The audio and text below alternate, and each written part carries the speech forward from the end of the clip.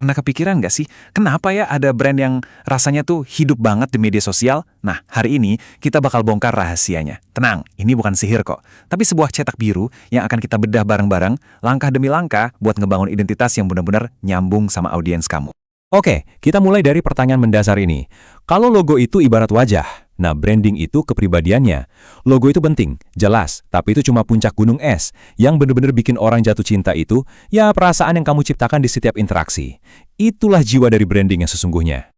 Sama kayak bangun rumah kan, nggak mungkin kita langsung pasang atap ya, fondasinya harus super kokoh. Jadi ayo kita mulai dari dasar, menemukan dan mendefinisikan jiwa dari merek kamu. Ini langkah pertama yang paling krusial.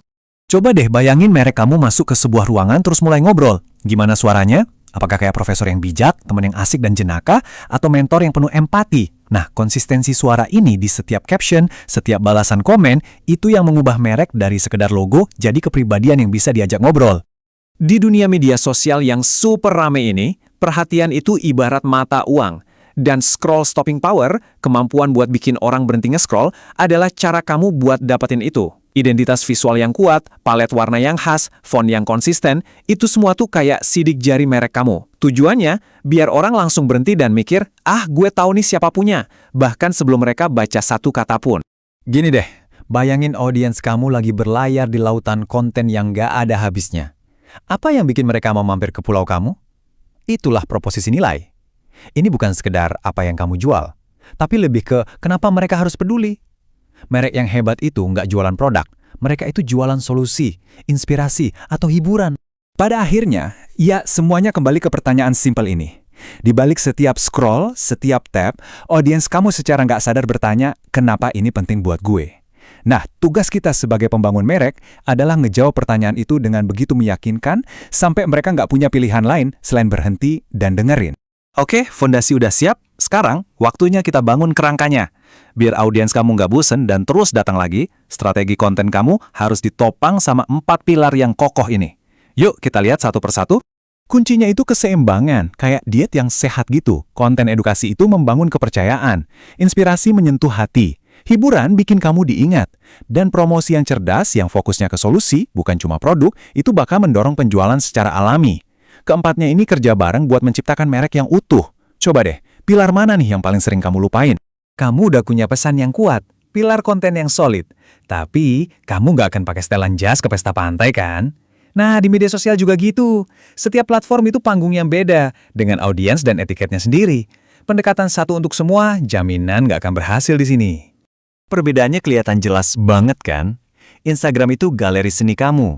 LinkedIn itu panggung konferensi kamu. Dan TikTok itu obrolan santai di warung kopi. Merek yang cerdas itu nggak mencoba jadi orang yang sama di setiap tempat. Mereka beradaptasi. Dan kemampuan buat adaptasi inilah yang membedakan pemenang dari yang lain. Apa yang berhasil hari ini, mungkin besok udah basi. Dunia media sosial itu geraknya secepat kilat. Jadi, yuk kita ngintip sedikit ke masa depan. Ini beberapa tren kunci yang bakal nentuin siapa yang bertahan dan berkembang sampai tahun 2026 nanti. Coba jawab jujur, kamu lebih percaya mana? Logo yang kinclong atau wajah seseorang yang tersenyum? Pasti manusia kan? Nah, inilah pergeseran fundamentalnya. Orang itu pengen nyambung sama orang lain. Nampilin wajah di balik merek kamu, itu bukan lagi pilihan, tapi udah jadi keharusan buat ngebangun kepercayaan yang otentik. Udah, lupain aja lomba banyak-banyaknya followers. Permainannya sekarang udah berubah. Gini deh, lebih baik punya 100 orang di satu ruangan yang dengerin setiap kata kamu, daripada ngomong di stadion kosong dengan sejuta kursi.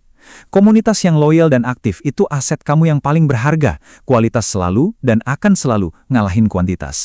AI itu bukan musuh kreativitas, tapi asistennya. Anggap aja AI itu kopilot kamu. Dia bisa ngurusin analisis data dan personalisasi skala besar, jadi kamu bisa bebas fokus ke hal yang paling penting, sentuhan manusia, cerita, dan emosi yang cuma bisa kamu ciptakan. Ini soal kolaborasi, bukan penggantian. Era pakai megaphone udah selesai. Media sosial itu bukan lagi panggung buat teriak-teriak ke kerumunan. Ini tuh ibarat sebuah pesta. Dan merek terbaik adalah mereka yang nggak cuma datang, tapi juga dengerin, ikut nimbrung dan gabung dalam obrolan. Berhenti nyarin, mulailah berdialog.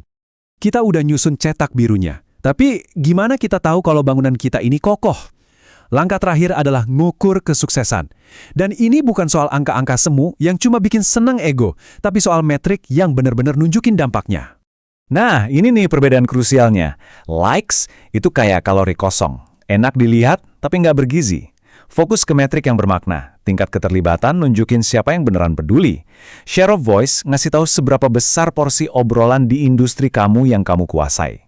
Dan analisis sentimen, itu cara buat bener-bener ngukur perasaan audiens kamu. Mereka cinta sama kamu atau cuma sekedar tahu aja. Dan kalau ada satu hal yang perlu kamu ingat dari semua ini, ya ini. Branding di media sosial itu maraton, bukan lari cepat. Ini soal konsisten muncul hari demi hari. Ini soal sabar. Dan yang paling penting, ini soal membangun hubungan, bukan cuma ngejar transaksi. Jadi jangan nyerah kalau kamu nggak lihat hasil dalam semalam. Cetak birunya sekarang udah ada di tangan kamu. Pertanyaannya bukan lagi apa, tapi kapan. Dari semua yang udah kita bahas hari ini, nemuin suara kamu, bangun pilar konten, ngukur yang penting. Apa satu tindakan kecil yang bisa kamu ambil sekarang juga untuk memulai?